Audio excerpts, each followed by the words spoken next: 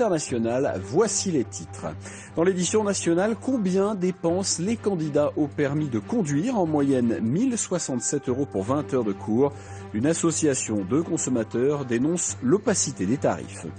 Les journées d'été d'Europe Écologie Les Verts à Marseille, militants et cadres du parti planchent sur la transition énergétique, l'occasion de tirer le bilan d'une année de présence dans le gouvernement.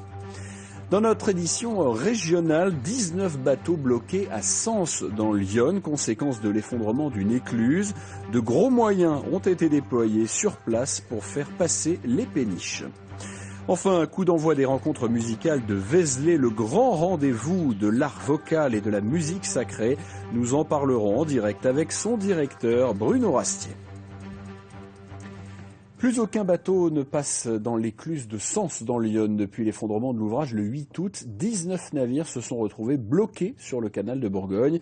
Certains plaisanciers de retour de vacances ne peuvent regagner la région parisienne où ils travaillent. Les services de l'État ont donc décidé de prendre en charge le transfert des bateaux par la route. Nathalie Baffer, Claude Eudes. Le bateau arrive par la route. Il a été sorti de l'eau quelques kilomètres en amont de l'écluse fermée et va être remis à l'eau en aval.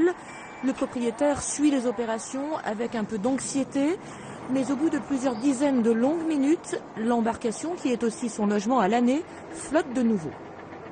C'est peu fréquent que les bateaux en fait prennent la route, donc il y a toujours une petite appréhension, mais ça s'est très bien passé. On a affaire à des professionnels qui ont l'habitude, donc tout va bien. 5 autres bateaux vont être de la même façon transportés de part et d'autre de l'écluse afin que leurs propriétaires puissent regagner la région parisienne et reprendre le travail lundi. La cause de ce blocage rarissime, cette écluse totalement effondrée. Une avarie survenue dans le cadre de la reconstruction du barrage attenant. Les réparations vont prendre encore plusieurs semaines.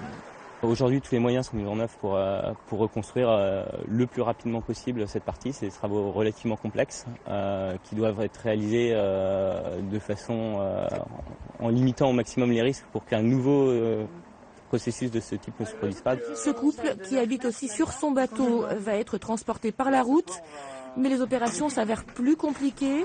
Le bateau, plus long et surtout plus lourd, ne peut être remis à l'eau qu'à hauteur d'Évry, dans l'Essonne. Ils vont devoir patienter plusieurs jours. On espère arriver à Paris dans le courant de la semaine prochaine, voire le week-end prochain, pour pouvoir reprendre le travail correctement et avoir un logement, surtout.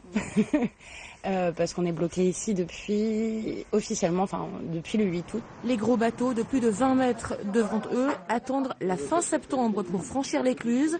En cas de besoin, les services de l'État prendront en charge le logement des propriétaires à Paris.